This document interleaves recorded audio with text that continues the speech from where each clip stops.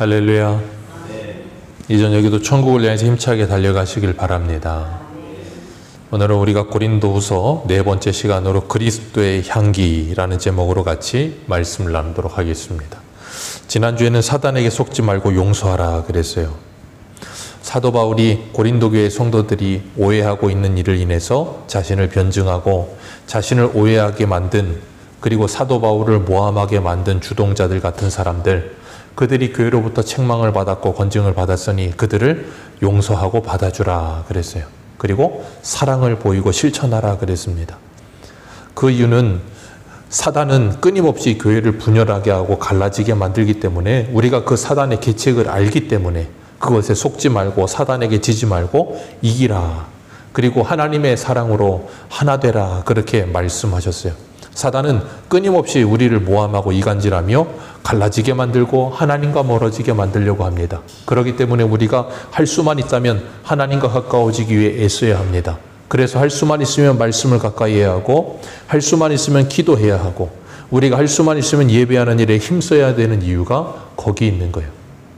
그러지 않으면 사단은 끊임없이 그 틈을 타고 들어와서 우리를 자꾸 무너지게 만들려고 하기 때문에 그래요. 오늘 본문 12절을 보면 사도 바울이 그리스도의 복음을 위하여 들어와야 이르렀다 그랬어요. 그리고 주 안에서 문이 되게 열렸다 그랬습니다. 사도 바울이 들어와야 왔고 주 안에서 문이 열렸대요. 무슨 문이 열렸겠어요? 그리스도의 복음을 위한 문이 열렸어요. 쉽게 말해서 전도의 문이 열렸다 그 말이에요. 바울이 들어와서 전도하는데 사람들이 어찌나 말씀을 잘 듣는지 막 사람들이 막 그 말씀 듣고 회심하고 돌아온 사람들이 막 일어나는 거예요. 그러면 사도 바울 같은 성향상, 그리고 사역자들이 그런 일이 일어나면 얼마나 기쁘겠습니까? 그러니까 너무 기쁠 거예요. 근데 사도 바울이 13절 보면 이렇게 말해요. 13절 같이 읽습니다. 시작. 내가 그들을 작별하고 마게도냐로 갔노라. 지금 사도 바울의 심령이 어떻대요? 편하지 못하대요. 그리고 거기 드로아에서 복음의 문이 확 열려서 많은 사람들이 돌아오는 일이 일어나고 있었는데 그들을 작별하고 어디로 갔대요? 마게도냐로 갔다, 그렇게 말하고 있어요. 사도 바울은 원래 3차 전도여행 때 에베소에 있었어요. 그 에베소에서 이 디도를, 자기 영적 아들인 디도를 고린도로 보냈습니다. 그래서 지난주에 말씀드렸던 것처럼 고린도 전서랑 후서 사이에 서신이 하나 더 있었다 그랬어요. 그 서신을 디도 편에 보낸 겁니다. 그래서 디도가 그 서신을 가지고 갔는데 드로아에 돌아오기로, 그래서 드로아에서 만나기로 했던 거였어요. 근데 사도 바울이 에베소에 있지 않고 드로아에 가서 만나려고 그러는데 거기서 약속 시간에 못 만난 거예요. 그러니까 애가 타니까 어떡하냐면 그 드로아에서 다시 더 고린도에 가까운 마게도냐까지 더 간 겁니다. 그래서 거기서라도 만나기 위해서. 왜요? 그 마음이 어때요? 편치 못하고 근심하는 일이 있었어요. 무슨 근심하는 일이 있었냐면 사도 바울이 디도 편에 보낸 그 서신 때문에. 그래서 그 서신이 눈물의 서신이라 그랬잖아요. 무섭게 책망하는 서신이었다 그랬어요. 그 서신으로 인해서 사도 바울이 지금 애가 타는 거예요. 어떤 애가 타냐면 고린도 교회 성도들이 실족하고 낙심하고 좌절해서 신앙에서 무너지면 어떻게 할까? 그런 걱정이 생긴 거예요. 생각해 보세요. 여러분 같으면, 여러분이 만약에 사도 바울이라면 자신을 배척하고 사도 바울은 가짜야 그러고 막 음모론을 좀 피우고 막 바울을 배척하는 그 사람들인 고린도 교회 사람들하고 목회하는 게 편하겠습니까? 좋겠습니까? 아니면 드로아에서 막 말씀을 전하면 잘 받아들이고 막 회심하는 사람들이 막 늘어나고, 그러면 1번 고린도에서 목회하는 게 좋다, 2번 드로아에서 목회하는 게 좋다. 어디가 편할까요? 예, 2번이죠. 그럴 것 같으면 그냥 고린도 교회 사람들 때문에 근심할 일도 없고 그냥 아유 그래 나 싫으면 나도 너희들 싫다, 그리고 버려버리고 드로아 가서 목회하면 편할 것 같은데 그러지 않아요. 그 드로아에서 사람들하고 작별하고 사도 디도를 만나려고 마게도냐까지 갑니다. 그 이유는 하나예요. 목회는 사업이 아니기 때문에 그래요. 목회가 사업이면 참 편하고 쉽습니다.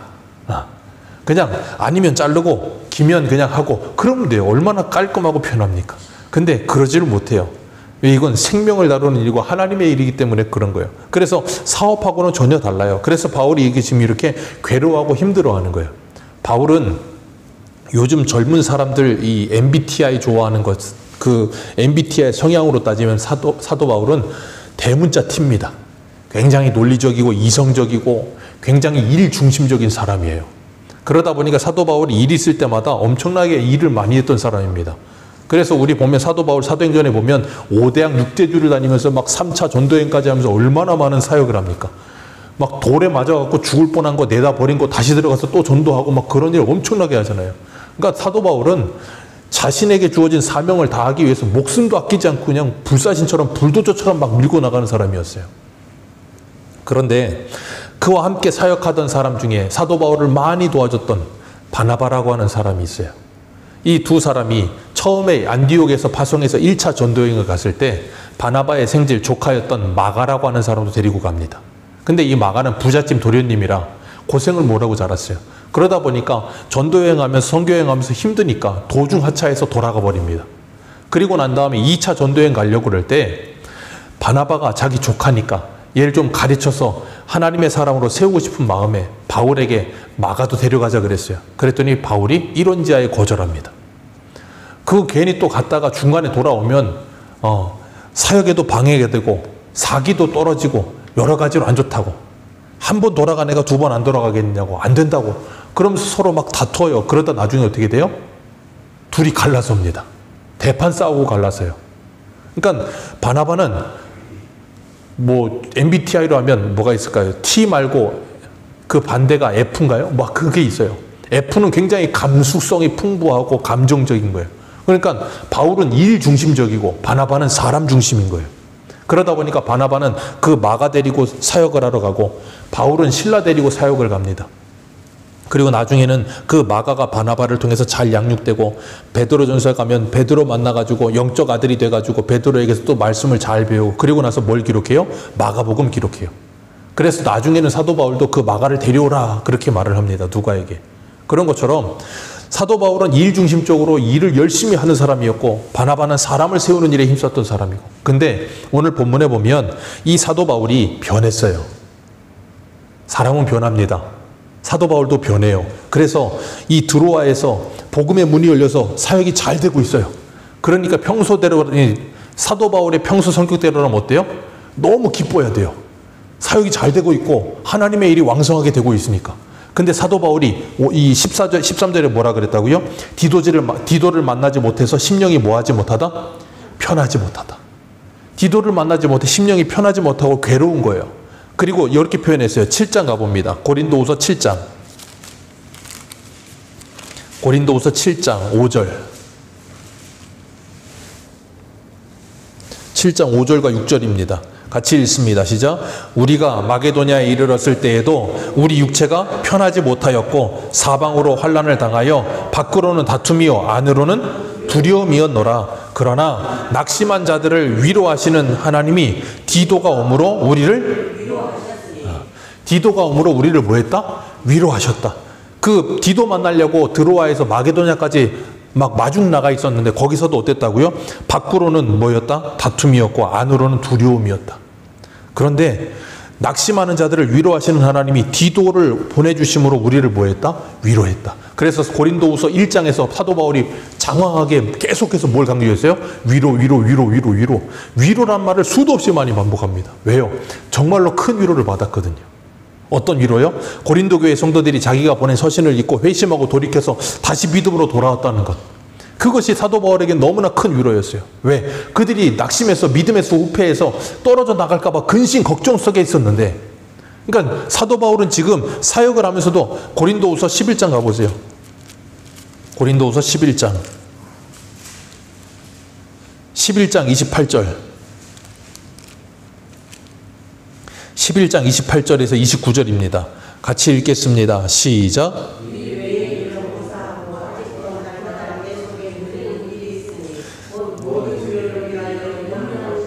누가 약하면 내가 약하지 아니하며 누가 실족하면 내가 애타지 아니하더냐. 누가 약하면 사도 바울이 어떻게 되고 약하고 누가 실족하면 사도 바울이 어떻다고요? 애가 타요. 사도 바울이 이렇게 사역했다고요. 왜 그랬을까요? 그 안에 주님의 마음이 임했기 때문에 이렇게 할 수밖에 없는 거예요. 안 그러고 평소대로라면 어떻게 한다고요? 애탈 필요 없어요. 마가 데려가지 않는 것처럼 아니면 말아라. 그러면 됩니다. 목회도 그러면 편해요. 근데 그렇게 하면 목회가 안 됩니다. 왜요? 하나님께서는 우리를 평생을 오래 참으시면서 사랑으로 기다리시기 때문에. 그런 것처럼 우리를 통해서도 다른 사람들을 오래 참으시면서 기다려주시면서 그들도 변화되기를 바라고 계신다고요. 그래서 먼저 하나님의 사랑을 받은 사람들은 뒤에 따라오는 사람들을 향해서 뭐 할 수밖에 없냐면 오래 참을 수밖에 없어요. 그래서 예전에 어떤 목사님이 그런 말을 했어요. 목회는 평생의 가슴앓이다. 참 기가 막힌 표현이에요. 평생의 가슴앓이다. 가슴앓이 안 해도 됩니다. 답답하게 뭐 하려고 합니까? 근데 그렇게 할 수가 없다고요. 사도 바울이 지금 이렇게 말하고 있는 거예요. 약하면 약하여지고 누가 실족하면 내가 애타지 않하더냐. 왜요? 너무 안타까우니까. 그래서 사도 바울은 고린도 교회 성도들을 뭐라 그랬어요? 내가 선생은 많으나 아비는 적음이요. 그런 표현을 썼어요. 그러면서 사도 바울은 고린도 교회 성도들을 향해 내가 너희들의 영적 아비와 같이 너희들을 대한다라고 말을 합니다. 수많은 스승처럼 너희들을 대하지 않는다는 거예요. 그렇기 때문에 우리가 잊지 말아야 될 게 뭐냐면 하나님의 일을 함에 있어서 가장 중요한 게 뭔지 아십니까? 사역보다 중요한 게 사람이에요. 하나님의 일에 있어서 가장 중요한 건 사역보다 중요한 게 사람입니다. 사람보다 사역이 더 중요해지면 어떻게 된다고요? 사람이 무너져요. 그런데 많은 사람들이 일을 열심히 하다 보면 그 일 자체에 너무 집중하다 보니까 뭐예요? 모든 걸 다 무너뜨려 버려요. 그러면 어떻게 됩니까? 모든 게 무너지는 거예요. 우리 아버님들 세대, 우리 장로님이나 우리 집사님들 세대에는 정말 우리나라가 힘들었기 때문에 뭐 했습니까? 열심히 일했습니다. 일이 인생의 전부였어요. 왜요? 일해서 돈 벌어서 가정에 돈을 갖다 주는 것이 이 가장의 의무예요. 그래서 가족들이 배골지 않고 가족들이 잘 먹고 잘 살게 하고 자녀들을 공부시키는 일이 가장으로서 해야 될 책임과 의무였어요. 왜? 너무 힘들었고 너무 못 살았으니까. 그렇게 열심히 밖에서 일을 했는데 문제는 뭐냐면 그러다 보니까 가정에 너무 소홀했어요. 가정에 너무 소홀했어요. 그러다 보니까 뭐합니까? 모든 관계가 깨어지는 거예요. 일도 중요하지만 그것보다 더 중요한 건 가정인데 그걸 너무 뒷전에 놓은 거예요. 그러니까 가정사는 뒷전이고 모든 게 일 중심으로 돌아가는 거예요. 그러면 가정은 무너집니다. 교회도 마찬가지입니다. 일이 중요한데 일이 중요하다고 해서 일에만 집중하다 보면 뭐예요? 사람들이 무너지는 거예요. 일보다 중요한 게 사람이에요. 왜? 교회는 영혼을 구원하는 일이 교회가 해야 할 일이에요. 그리고 그 영혼이 예수 그리스도 안에서 믿음으로 자라서 그리스도의 장성한 분량이 되도록 자라게 하는 게 교회의 의무예요. 그게 교회가 해야 할 일입니다. 근데 그걸 하지 않고 일만 하다 보면 일만 하다 끝나버려요. 그러니까 성도들의 마음 안에 주님의 마음이 없는 거예요. 예전에 제가 너무 웃겼던 것 중에 하나가 전도하던 중에 어떤 분이 전도하니까 그런 말이에요. 난 교회 가기 싫다고. 왜 교회 가기 싫으냐 그랬더니 자기가 어떤 큰 교회를 다녔다는 거예요. 예전에 하늘도시에서 전도할 때 그랬는데 큰 교회를 다녔는데 거기서 자기가 교회 다니면서 맨날 김장만 하다가 힘들어갖고 내가 이제 교회는 안 간다고. 왜냐하면 큰 교회는 우리가 상상하는 상상 이상으로 김장을 많이 한대요. 그래서 어떤 건물 하나에 김치 냉장고만 가득히 있어서 그거 가득히 채운다 그러면 몇 점 포기한대요. 그러니까 김장만 하다가 힘들었고 나 교회 안 나간다고. 제가 우스갯소리로 저희 교회는 김장 안 하셔도 됩니다. 그랬는데 그러니까 일을 하는데 문제는 일을 왜 하는지를 잊어버리고 나니까 일만 남아. 그러니까 너무 힘든 거예요. 괴로운 거예요. 교회에서 은혜를 받아야 되는데 하나님과 교제해야 되는데 그런 게 없는 거예요. 그럼 사람이 죽는 겁니다. 사도 바울도 일이 둘째가라면 서러울 만큼 일을 열심히 했던 사람이 주님의 일을. 그러다가 이제는 시간이 지나가면서 뭐예요? 사람이 중요하다는 걸 알기 시작하는 거예요. 그러니까 고린도 교회를 향해서 이렇게 뭐예요? 이렇게 애타는 마음과 안타까운 마음을 가지고 그들을 위해서 애썼던 거예요. 그런 것처럼 우리들도 마찬가지입니다. 우리가 영적으로 성숙한다는 건 하나님의 사람으로 변해가면서 사람의 목적을 두는 거예요. 어릴 때는 사람이 수단이 됩니다. 그래서 저 사람 오면 이 사람은 무슨 은사가 있으니까 여기 쓰면 될 거고 저 사람은 여기 쓰면 될 거고 그래서 사람을 자꾸 기능으로 봐요. 그러니까 어떤 기능을 가진 사람 너 좋아. 너 우리 교회에 필요한 사람이야. 근데 기능이 없으면 은사가 없으면 뭐라 그래요? 필요 없는 사람이야. 그렇게 되어버리는 거예요. 아니요. 우리는 예수 그리스도 안에서 그 사람 자체에 집중해야 되는 거예요. 한 영혼이 천하보다 귀하다고 주님 말씀하시잖아요. 그 사람이 어떤 기능을 가졌던 갖지 않았던 그 사람이 어떤 눈에 띄는 은사를 가졌던 갖지 않았던 그건 중요하지 않아요. 주님은 우리를 그것 때문에 우리를 사랑하지 않으십니다. 그냥 우리 자체를 사랑하시는 거예요. 그렇기 때문에 우리가 정말 주님의 마음을 우리 안에 품기 시작하면 우리가 그 사람에 집중하고 그 사람을 살리기 위해 애쓰게 될 거예요. 제가 예전에 어떤 EBS에서 어떤 엄마들이 아기들 키우는 프로그램을 본 적이 있어요. 거기 보면 부모들은, 특히 엄마나 아빠는 애를 키울 때 어린아이를 자꾸 다그친다는 거예요. 뭘 못하면 왜 이걸 못해? 이렇게 해야지. 그래서 막 애를 막 다그쳐요. 그러면서 애에게 막 기능을 자꾸 심어주려고. 그래서 수학을 잘하는 기능, 영어를 잘하는 기능, 그런 기능들을 애들한테 장착시켜가지고 애들이 기능적으로 막 뛰어난 사람이 되기를 바라는 거예요. 근데 할머니, 할아버지들은 애가 수학을 잘하는지, 애가 영어를 잘하는지 신경도 쓰지 않습니다. 그냥 뭐예요? 그냥 사랑해줘요. 그냥 사랑해주고 품어주고. 그러면 옆에 있던 부모들은 그 부모, 할머니, 할아버지들을 보면서 뭐라 그래요? 그 엄마가 자기 엄마한테 그래요. 엄마, 애를 그렇게 키우면 어떻게 해? 그럼 애가 버르장머리 없어지고 애가 이렇게 하면 안 되는 거야. 막 뭐라 그래요. 자, 할머니, 할아버지가 옳을까요? 엄마, 아빠가 옳을까요? 둘 다 옳은 거지요. 근데 둘 다 옳은데 더 우선돼야 되는 게 뭐냐면 할머니, 할아버지의 마음이에요. 왜냐면 아이들은 어려서 12살까지 크는 동안에 그 아이들에게 들어오는 모든 정보들이 그 아이들의 인생을 만들어 가거든요. 그때 그 아이들이 사랑을 받아야 바른 인성으로, 바른 사람으로 자란다는 거예요. 그래서 우리나라 조선시대에는 격대교육이라는 게 있었대요. 격대교육이라는 게 뭐냐면 한 세대를 뛰어넘어서 교육한다는 거예요. 그러니까 애를 낳으면 부모가 애를 교육하지 않습니다. 조선시대에는 할아버지, 할머니들이 손주들을 끌어안고 그 아이들을 어려서부터 교육하고 가르쳤다는 거예요. 그러면서 그 아이들에게 사랑을 주고 그 아이들이 어떻게 자라야 될지를 가르치고 인생의 지혜를 가지고 그 아이들을 가르쳤다는 거예요. 그게 교육자들이, 그때 나왔던 교육자들이 다 그래요. 그게 정말로 진정한 교육이고 중요한 거라는 거예요. 교육의 가장 핵심과 꽃은 사랑입니다. 뭔가 공부를 가르치는, 기능을 가르치는 게 아니에요. 오늘날 학교를 보십시오. 아이들이 학교에서 뭘 배웁니까? 배우는 게 없어요. 학교에서 잠만 잔대요. 왜요? 공부는 학원에서 한대요. 학원에서 다 하니까 학교에서 공부할 게 없다는 거예요. 그러니까 학교는 애들한테 뭐 하는 곳이냐면 그냥 의무 교육을 통과하기 과정에 불과한 거예요. 옛날에는 학교에서는 공부만 전부가 아니었습니다. 인성도 배우고 대인관계도 배우고 선생님 교육, 존중하는 법도 배우고 여러 가지를 배웠어요. 근데 요즘은 그런 거 없어요. 학교는 그냥 애들 공부의 기능을 주는 곳이고 그렇게 아이들의 인식 속에, 부모들의 인식 속에 그렇게 그냥 갇혀버린 거예요. 그러니까 그런 아이들이 공부만 하고 자라서 뭐 하겠어요? 사회에 나와서 문제가 되는 거예요. 사도 바울은 지금 고린도 교회 성도들을 그 할아버지, 할머니의 마음으로, 그 마음이 뭔데요? 주님의 마음으로 그들을 대하기 시작하는 거예요. 그러면서 그들을 하나님의 사랑으로 이렇게 세우기 위해서 근심한 거예요. 오늘 보면 14절 보겠습니다. 14절입니다. 시작. 항상 우리를 그리스도 안에서, 그리스도를 아는 냄새를 나타내시는 하나님께 감사하노라. 항상 우리를 그리스도 안에서 이기게 하시고, 항상 우리를 그리스도 안에서 이기게 하신대요. 그리스도 안에서 어떻게 이기게 하실까요? 지금 사도 바울의 상황이 어때요? 좋지 않아요.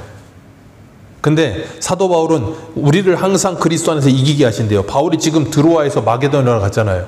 드로아에서 사역이 잘 되고 있었습니다. 근데 그들과 작별하고 마게도냐까지 갔어요. 그러면 사역적으로 보면 사도 바울이 지금 이긴 겁니까? 진 겁니까?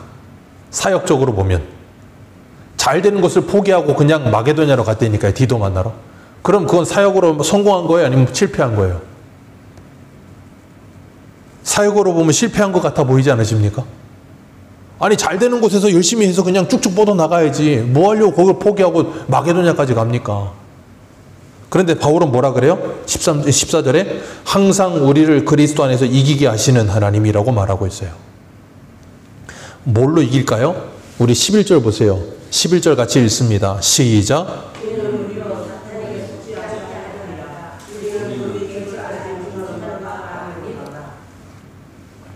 사도 바울은 뭘 알아요? 사단의 계책을 알아요. 그래서 사단에게 뭐 하지 않아요? 지지 않아요. 그리고 뭐예요? 이기는 거예요. 그게 사도 바울을 하나님께서 그리스도 안에서 항상 이기게 하시는 거예요. 그러니까 사도 바울이 지금 육체적으로 보면, 그리고 사람의 눈으로 보고 사람의 관점으로 보면 이기는 모습이거나 성공하는 모습은 아니에요. 실패하는 모습처럼 보여요. 그런데 사도 바울은 그리스도 안에서 이긴다라고 말하고 있다고요.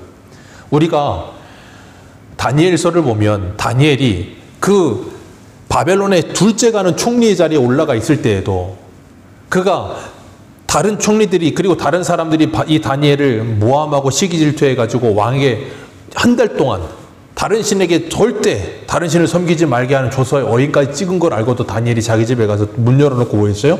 기도했잖아요. 그리고 나서 다니엘 어디에 들어갑니까? 사자굴에 들어갑니다. 다니엘의 세 친구는 그 느부갓네살이 만든 금신상에 절하다가 어디로 들어가요? 풀무불에 들어갑니다. 그게 뭐라고요? 항상 그리스도 안에서 이기게 하시는 하나님이에요. 그게 이기는 거라고요.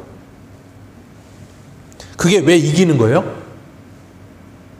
그게 하나님을 믿는 믿음으로 세상을 이기는 것이기 때문에 그래요. 사도 바울이 지금 드로아에서 잘 되고 있는데 그걸 내려놓고 지금 마게도냐 갔다고요. 왜요? 고린도 교회 성도들이 걱정돼서. 그게 왜 이긴 거예요? 그게 이긴 이유는 딱 하나예요. 사도 바울이 사역에 매몰돼서 사역의 성공만을 추구하지 않았다는 거예요. 그게 사도 바울의 이김이라고요. 우리 한 군데만 보겠습니다. 어디를 보시냐면 계시록 5장을 보세요. 요한계시록 5장 9절.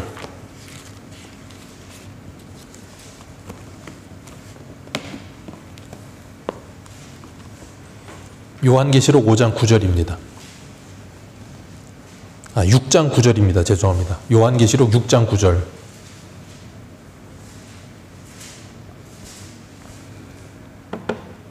요한계시록 6장 9절입니다. 9절부터 11절까지 읽겠습니다. 시작. 다섯째 인을 떼실 때에 내가 보니 하나님의 말씀과 그들이 가진 증거로 말미암아 죽임을 당한 영혼들이 제단 아래에 있어 큰 소리를 불러 이르되 거룩하고 참되신 대주제여 땅에 거하는 자들을 심판하여 우리 피를 갚아주지 아니하시기를 어느 때까지 하시려 하나이까 하니 각각 그들에게 흰 두루마리를 주시며 이르시되 아직 잠시 동안 쉬되 그들의 동무 종들과 형제들도 자기처럼 죽임을 당하여 그 수가 차기까지 하라 하시더라. 아멘. 자, 그 수가 차기까지 하라. 어떤 수가 차라고요? 11절에 그 동무들과 형제들과 종들이 어떻게 해요? 자기들처럼 죽임을 당하여 그 수가 차기까지. 자기들과 같이 죽임을 당하는 수. 그 수가 뭔데요? 그들과 같이 믿음으로 이긴 사람들의 수. 그래서 계시록 12장을 알아보세요. 계시록 12장 11절. 12장 11절 우리 같이 읽습니다. 계시록 12장 11절입니다. 시작. 또 우리 형제들이 어린 양의 피와 자기들의 증언하는 말씀으로써 그를 이겼으니 그들은 죽기까지 자기 생명을 아끼지 아니하였도다. 아멘. 이게 뭐라고요? 예수 그리스도 안에서 이기게 하시는 이들. 그들은 뭐 한다고요? 사망을 두려워하지 않고 믿음으로 사망을 이기는 사람들. 그게 뭐 한 사람들이에요? 예수 그리스도 안에서 부활의 생명을 가진 사람들이라고요. 그게 그리스도 안에서 이김을 주시는, 그리스도 안에서 이김을 주시는 하나님을 경험한 사도 바울이라고요. 그렇기 때문에 사도 바울이 그 성공주의에 빠져 있지 않고 하나님의 말씀을 붙들고 하나님의 사람 한 사람을 붙들고 애통하는 마음을 가졌던 거예요. 그게 오늘 우리들에게도 필요하다고요. 교회는 조직이 아니고 몸이라고 늘 말씀드리잖아요. 제가 서울에서 사역하다가 영종도로 올 때 그때 한 장로님께서 제 손을 잡으시고 아직도 기억나요. 저 맨 뒤에 장의자가 있었는데 거기서 그 장로님이 저한테 그러셨어요. 전사님 영종도에 가시거든 거기서 목회하시면 힘드실 때 하나님께서 한 영혼의 소중함을 가르치신다고 생각하십시오 라는 권면을 하셨어요. 저는 그 말이 아직도 잊혀지지 않아요.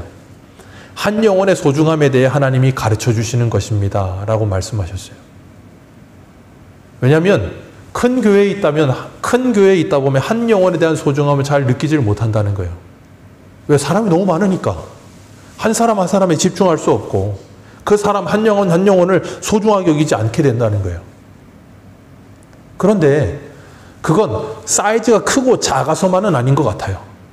사이즈가 크다 할지라도 정말 한 영혼 한 영혼을 사랑하는 사람도 있고 사이즈가 작아도 한 영혼이 아니라 10영혼도 중요하게 여기지 않는 사람도 있어요.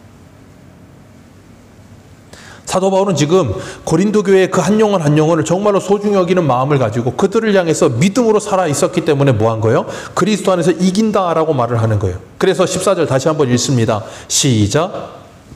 항상 우리를 그리스도 안에서 이기게 하시고 우리로 말미암아 각처에서 그리스도를 아는 냄새를 나타내시는 하나님께 감사하노라.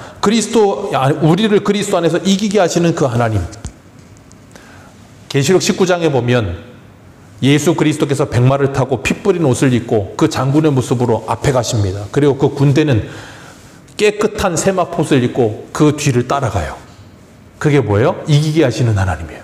누가 이기세요? 예수님이 이기십니다. 그리고 우리는 그 뒤를 따라가면서 뭐 하는 거예요? 이긴 자로 살아가는 거예요. 그래서 주님께서 요한복음 16장 33절에 뭐라 그래요? 세상을 두려워하지 말아라. 내가 세상을 이미 이겼다. 내가 이겼으니 너희들도 뭐 한 거다? 이길 거다. 그러니 걱정하지 말고 두려워하지 말라는 거예요. 내가 이기는 것 아니고 주님이 이기게 하실 거예요. 그렇기 때문에 우리는 그 주님을 믿고 의지하는 믿음을 가지기만 하면 이길 수 있어요. 그래서 요한일서 5장에 뭐라 그래요? 세상을 이기는 이김은 이것이니 우리의 믿음이니라. 그 예수, 세상을 이기신 그 예수를 믿는 믿음이 있으면 우리는 이길 수 있어요. 그러면서 뭐라 그러시는가 하면 그 이김을 가지고 살아가라고 말씀하시는 거예요. 항상 우리를 그리스도 안에서 이기게 하시고 우리로 말미암아 각처에서 그리스도를 아는 냄새를 나타내시는 하나님. 각처에서 그리스도를 아는 냄새를 나타내는 건 뭐예요? 그리스도 안에서 이기는 삶을 살게 하신다는 거예요. 믿음으로 살아가게 하신다는 거예요. 그게 그리스도를 아는 냄새가 나는 거예요. 그러니 우리가 이 땅을 살아가면서 어떻게 사는 것이 그리스도를 아는 냄새가 나타나는 거겠습니까? 정말 주님의 마음을 가지고 사는 거예요. 질문 드립니다. 아까 말씀드렸죠. 사도 바울과 바나바. 바나바는 사람 중심이었고 사도 바울은 일 중심이었어요. 그러다 바울도 이제 이 일 중심에서 사람 중심으로 변해갑니다. 자, 바울과 바나바 누가 더 일을 잘하고 누가 더 큰 사역했습니까? 바울입니까? 자, 다윗과 요나단 누가 더 믿음이 좋습니까? 여러분, 우리가 이거에 대한 분명한 개념과 가치관이 변화가지 않으면 우리는 자꾸 세상적 논리를 가지고 자꾸 생각할 수밖에 없어요. 그럼 어떻게 돼요? 바울은 큰 사역을 했고 바나바는 조그만 사역을 했고 다윗은 이스라엘 왕이 돼서 큰 일을 했고 요나단은 찌질해서 그냥 이름도 없이 그냥 없어져 버렸고 그렇게 돼버리는 거예요. 그게 뭐라고요? 저 세상의 논리예요. 여러분, 바울이든 바나바든 둘 다 예수 그리스도를 믿는 믿음으로 주님 앞에 섰기 때문에 그들은 둘 다 성공자들이에요. 주님 앞에 둘 다 하나님 앞에 칭찬을 받을 사람들이라고요. 그래서 달란트 비유에서 5달란트, 2달란트, 1달란트를 주셨는데 5달란트 남긴 사람은 5달란트 남겼습니다. 2달란트 받은 사람 2달란트 남겼습니다. 근데 그 왕의 칭찬은 뭐예요? 똑같아요. 착하고 충성된 종아, 네가 잘하였도다. 똑같은 칭찬합니다. 왜요? 5개를 가지고 5개를 남겼기 때문에 2개를 가지고 2개를 남겼기 때문에 주인이 몇 개를 맡겼으니까 2개를 맡겼으니까 주인이 맡긴 걸 그냥 열심히 잘하기만 하면 되는 거예요. 그러면 1개 맡은 사람은 뭐 했어야 되는 거예요? 하나만 남기면 되는 거예요. 하나 맡은 사람이 5개 남기려고 할 필요가 없어요. 근데 그걸 가지고 자꾸 비교하기 시작하면 어떻게 돼요? 상대적 박탈감을 느끼고 자꾸 열등감에 빠져들고 그러면서 원망과 불평에 빠지고 그러니까 뭐 하질 않아요? 행복하질 않은 거예요. 제가 학부 때 이 낙도 선교하면서 갔던 곳 중에 한 곳이 그 전라도의 녹동이라는 데였어요. 녹동 앞에서 배 타고 들어가면 상하도가 있어요. 소록도 옆에. 상도, 하도가 합쳐져서 물 빠지면 그게 연결돼요. 그래서 상하도인데 거기에서 목회하시던 목사님을 만난 적이 있어요. 그때 가가지고 여름 성경학교를 열어줬어요. 아이들은 3명, 목사님 아들, 딸, 그리고 다른 애 하나. 할머니 집에 놀러 왔던 애 3명 넣고 신학생 한 12명인가 가갖고 애들 3명 넣고 12명이서 여름 성경학교 했어요. 거기에 할머니, 할아버지 다 해봐야 그 당시에 한 40명도 안 돼. 30명 되나? 교회 나오시는 분 7명인가 밖에 안 돼요. 7명 나오시는 할머니, 할아버지를 목회하시는 목사님이셨어요. 자, 그 목사님은 목회에 실패하신 건가요? 평생을 그곳에서 7명을 놓고 목회하고 계시고 그곳 섬에 있는 사람이 다 와도 30명이에요. 여러분, 정말로 주님을 향한 그 열정적인 마음을 가지고 주님을 사랑하는 마음을 가지고 그곳에서 사역하고 계시다면 그분은 성공한 목회자예요. 왜요? 하나님 앞에 갔을 때 착하고 충성된 종아 잘했다 그러실 거예요. 근데 우리는 착각해요. 크기의 논리에 빠져서 큰 교회에 있으면 목회를 잘하고 작은 교회에 있으면 목회를 못한다고 착각해요. 그리고 바꿔서 말하면 큰 교회에 있어도 목회를 정말 잘하시는 분들이 있어요. 아까도 말씀드린 것처럼 한 영혼을 사랑하는 목회자가 있어요. 근데 작은 교회에 있어도 한 영혼을 소중하게 여기지 않는 사람도 있어요. 그럼 누가 성공한 거예요? 아무도 몰라요. 그건 하나님만 아십니다. 그건 아무도 몰라요. 그렇기 때문에 우리가 어떤 곳에서든 그곳에서 내가 어떤 사람으로 하나님의 일을 하고 있느냐가 중요한 거예요. 내가 지금 하나님과 함께 하나님의 일을 하고 있느냐 아니면 하나님과 함께 하지 않느냐가 중요한 것이지 모든 자리에서 뭘 하고 있느냐가 중요한 게 아니에요. 그렇기 때문에 우리는 주님과 함께 하면서 하나님의 사역을 하고 있으면 그것에서 행복할 수 있는 거예요. 그래서 사도 바울은 뭐라 그러냐면 우리 14절 다시 한번 읽겠습니다. 죄송합니다. 어디를 오시냐면 14절 다시 읽습니다. 시작.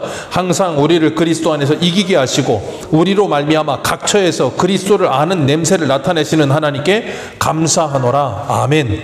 각처에서 그리스도를 아는 냄새를 나타내는 사람들, 그게 저와 여러분들입니다. 그 각처가 어딜까요? 교회일 수도 있고요. 저는 목회자니까 교회겠죠. 그리고 뭐 직장을 가지신 분들은 직장이 각처일 거고, 또 가정도 각처일 거고, 어디를 가든 우리가 가 있는 그곳에서 우리가 그리스도를 아는 냄새를 나타내고 있느냐 하는 거예요. 여성분들이 좋아하는 향수 중에 비싼 향수 샤넬 넘버5라는 향수가 있죠. 비싸다 그러더라고요. 그게 왜 비쌀까요? 두 가지 때문에 그래요. 희소성과 향이 좋아서. 그거 뿌리면 사람들이 어휴 무슨 향이야? 향이 좋네? 그리고 가서 냄새를 맡아요. 근데 그러지 않고 땀 냄새 나면 그 사람 옆에 가고 싶겠습니까? 가고 싶지 않다고요. 좋은 향이 나야 되는 거예요. 그런데 우리가 향이 나는데 가장 좋은 향이 뭐라고요? 사도 바울이 그리스도를 아는 냄새가 나는 거. 내가 정말 그리스도를 아는 냄새를 풍기며 살아가는 거, 그게 바로 가장 좋은 향기라고요. 그렇기 때문에 직장에서 내가 아니면 어디 뭐가 있을까요? 직장 말고 가정에서 아니면 내가 어디에서든 내가 수요 예배든 금요 예배든 그 시간에 내가 만약 직장에서 퇴근 못하고 직장 생활하고 있으면 거기서 뭐 하면 돼요? 각처에서 그리스도를 아는 냄새를 풍기고 있으면 되는 거예요. 그럼 내가 거기서 뭐 하고 있는 거예요? 예배하고 있는 거예요. 그런데 그게 아니고 예배당에 와 있는데 그리스도를 아는 냄새가 풍기질 않아. 그럼 그건 뭐 하고 있는 거예요? 예배 드리고 있지 않은 거예요. 그러니까 장소가 어디냐가 중요하잖아요. 그래서 예수님이 요한복음 4장에 뭐라 그래요? 여기서도 말고 저기도 말고 신령과 진정으로 예배할 때가 오니 곧 이때라. 하나님은 그렇게 예배하는 자들을 찾으신다고요. 그러면서 15절에 뭐라 그래요? 15절 같이 읽겠습니다. 시작.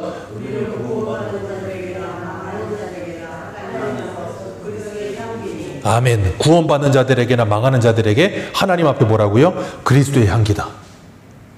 그래서 16절에 이 사람에게는 사망으로부터 사망에 이르는 냄새요, 저 사람에게는 생명으로부터 생명에 이르는 냄새라. 이게 뭘 이제 사도 바울이 보고 하는 얘기냐면, 당시에 로마에서는 어디 이제 원정 나가서 전쟁에서 승리하고 돌아오잖아요. 그러면 가장 앞에 그 계시록 19장에 그 피 뿌린 옷을 입은 백마를 탄 장군이 앞에 나가는 게 뭐냐면 로마 황제가 나가요. 왜냐하면 왕이니까. 그리고 그 뒤에 전쟁에 공을 세운 장군들이 뒤따라갑니다. 그리고 그 뒤에 사열한 로마 군대가 막 갑니다. 그리고 그 뒤에 뭐가 가냐면 전리품이 갑니다. 거기서 빼들어온 귀중품들. 그리고 그 마지막에 뭐가 오냐면 노예들이 끌려와요. 포로들. 그러면 그거 끌려올 때 거기서 뭐 하냐면 군중들이 나와가지고 아고라 광장이나 그런 광장에서 막 소리 지르면서 환영해요. 그러면서 뭐 하냐면 여기저기서 향을 피웁니다. 여기저기서 향을 피우는데 그게 뭐냐면 승리의 향이에요. 승리의 향인데, 자, 전쟁에서 이기고 돌아온 로마 황제와 로마 군인들에게는 그 향이 무슨 향이에요? 승리의 향이지만 맨 끝에 끌려온 포로들은 그 향이 무슨 향일까요? 죽음의 향이요. 왜요? 조금 있으면 내가 여기 끌려가서 포로로 끌려가서 죽거나 감옥에 갇히거나 할 수 있으니까. 똑같은 향인데 어떤 사람에게는 승리와 기쁨의 향이고 어떤 사람에게는 사망과 죽음의 향이 되는 거예요. 그러니까 사도 바울이 지금 그걸 착안해가지고 이야기하는 거예요. 뭐라 그러냐면 15절 다시 읽습니다. 시작. 우리는 구원받는 자들에게나 망하는 자들에게나 하나님 앞에서, 구원받는 사람이든 아니면 망하는 사람이든 그 사람들 어떤 사람이든 간에 우리 둘러싸고 있는 사람들이 있을 거 아닙니까? 예수 믿는 사람이든 안 믿는 사람 다 있는데 우리는 누구 앞에서? 하나님 앞에서 그리스도의 향기다. 하나님 앞에서 그리스도의 향기다. 그래서 전도하면서도 우리 전도팀 전도 나가셔서 전도하다가 어떤 분이 그랬다며요. 너나 잘하세요. 막 그랬다며요.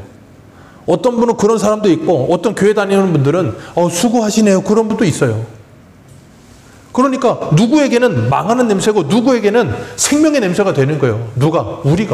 우리가 전하는 예수 그리스도가. 그래서 이걸 누가 감당하겠느냐? 그러면서 17절에 이렇게 말해요. 17절 같이 읽습니다. 시작.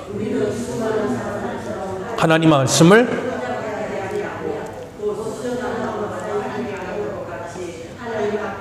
그리스도 안에서 말하노라. 아멘. 이 일을 누가 감당하리요? 그 말은 뭐냐면 누가 이 생명의 말씀을 전하겠느냐? 그 말이에요. 그러면서 뭐라 그러냐면 수많은 사람들처럼 하나님의 말씀을 혼잡하게 하지 않는다. 혼잡하게 한다는 단어가 원어로 보면 카펠리오라는 단어를 쓰는데 그게 뭐냐면 쉽게 말하면 술에 물 타는 거예요. 자, 술에 물 타면 술 맛이 변할까요? 안 변할까요? 술을 안 드셔보셔서 모르십니까? 술에 물 타면 술 맛이 변한대요. 그래서 이 술집이나 그런 데서 처음에는 그냥 술 내놓고 그 사람들이 술 취하면 그때는 이제 술 탄 거, 물 탄 거 내놓는데요. 그러면 술 취하고 나서는 잘 못 느끼니까. 그런 것처럼 자꾸 뭔가를 타는 거예요. 어디에다가요? 하나님의 말씀에다가. 하나님의 말씀에다가 뭔가를 탄다는 게 뭐예요? 다른 복음, 다른 예수, 다른 영을 전한다는 거예요. 그걸 사도 바울이 우리 고린도후서 바로 다음에 갈라디아서니까 갈라디아서 보겠습니다. 고린도후서 바로 뒤에가 갈라디아서예요. 갈라디아서 1장 10절 보세요. 1장 10절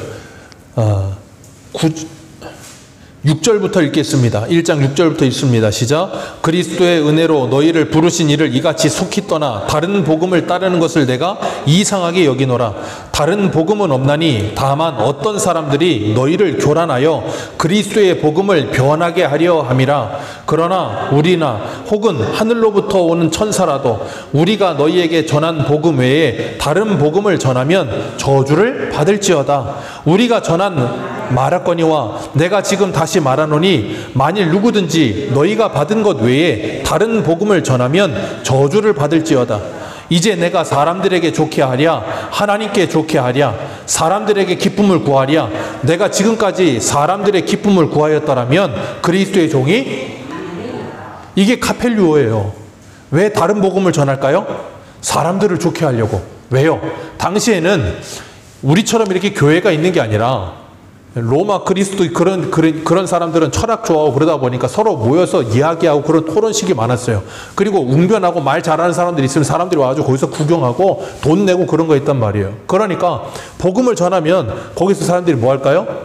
오늘날로 말하면 헌금하는 거예요. 그러니까 사람들이 많이 모이면 많이 모일수록 헌금이 뭐 하겠어요? 많이 모이겠죠. 그러니까 누구 듣기 좋은 말을 해줘야 될까요? 사람들 듣기 좋은 말을 해줘야 되는 거예요. 그러니까 하나님의 말씀은 A라고 말을 해도 A라고 말하지 않고 B라고 말해주는 거예요. 그래서 사람들로 하여금 뭐하게 만들어요? 자기들이 원하는 말을 듣게 만들어주는 거예요. 그게 거짓 선지자들이에요. 근데 그 거짓 선지자들이 말하는 걸 사람들이 뭐예요? 좋아했다고요. 사도 바울은 뭐라 그래요? 난 사람들 좋게 하는데 나는 신경 쓰지 않고 뭐 했다? 하나님을 기쁘게 하기 위해. 하나님을 기쁘게 하는 게 뭔데요? 하나님의 말씀을 있는 그대로 전하는 거예요. 그러니까 예레미야도 하나님의 말씀을 있는 그대로 전하니까 뭐합니까? 온갖 미움을 다 받잖아요. 어쩔 수 없어요. 그건 하나님의 말씀을 전하는 사람의 숙명입니다. 하나님의 말씀을 전하면서 사람들에게 이쁨 받을 생각을 버려야 돼요.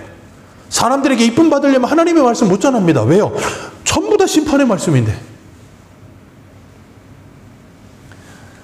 사도 바울은 그 말씀을 전하기 위해 애썼다는 거예요. 그래서 17절에 뭐라 그래요? 곧 순전함으로 하나님께 받은 것 같이 하나님 앞에서와 그리스도 안에서 말하노라. 하나님 앞에서와 그리스도 앞에서. 누구 앞에서가 아니고 사람 앞에서가 아니고 하나님과 그리스도 앞에서 내가 하나님의 말씀을 전하노라. 그게 하나님의 사람의 모습이라는 거예요. 그게 그리스도의 향기된 우리들의 삶이어야 된다는 거예요. 하나님의 말씀을 자꾸 혼잡하게 만들고 다른 무언가를 자꾸 섞으려고 하지 마시고. 그게 뭐라고요? 사단의 속임수. 우리는 그 관계를, 그 계책을 알았으니 거기에 속지 말고 뭐 해라? 하나님의 말씀을 있는 그대로 전해라. 하나님의 말씀을 있는 그대로 각처에서 살아내라. 그러면서 그곳에서 그리스도의 향기로 살라는 거예요. 그러지 않으면 뭐가 나요? 악취가 나는 거예요. 우리가 출애굽기 보면 하나님께서 만나를 주셨을 때 그 만나를 주님께서 뭐라 그러셨어요? 요한복음 6장에서 내가 바로 하늘에서 내려온 산떡이다. 그 만나가 바로 예수 그리스도라는 걸 말씀하시는 거, 그게 바로 하나님의 말씀이잖아요. 근데 하나님께서 만나 주시면서 뭐라 그러셨습니까? 하루치만 거둬라 그러셨어요. 근데 그들이 하나님의 말씀에 순종하지 않고 하루치 거두지 않고 며칠치 거뒀어요. 그랬더니 그걸 집안에 놓으니까 어떻게 됩니까? 썩고 벌레가 먹어 악취가 납니다. 하나님의 말씀에 불순종하고 온갖 욕심과 탐욕으로 가득해지니까 뭐예요? 악취가 나는 거예요. 자, 오늘 본문 17절에 하나님의 말씀을 혼잡하게 하는 이 사람들은 무슨 향기를 낸다고요? 악취와 썩은 내를 풍기는 사람들. 근데 사도 바울은요, 하나님의 말씀을 있는 그대로 전하며 뭐 하는 거예요? 그리스도의 향기로 살았던 사람들. 오늘 우리는 악취를 풍기는 인생으로 살고 계십니까? 아니면 그리스도의 향기를 이 세상에 풍기는 삶을 살고 계십니까? 내 삶이 하나님의 말씀이에요. 우리는 각자가 하나님 나라의 전도지입니다. 우리의 삶이 전도지고 우리의 행실이 전도지고 우리의 언행심사가 전도지예요. 왜? 세상의 사람들은 성경책 안 본다니까요. 우리 봐요. 우리의 말을 보고 우리의 얼굴을 보고 우리의 행동을 봐요. 우리가 정말 이 땅을 살아가면서 그리스도의 향기로 이 세상 앞에 하나님의 생명의 말씀을 증거하는 삶을 살아가기를 늦추지 마시고 그 어디에든 각처에서 그리스도의 향기가 나는, 하나님을 아는 냄새가 나는 하나님의 사람들을 사시기를 주님의 이름으로 축복합니다. 기도하겠습니다.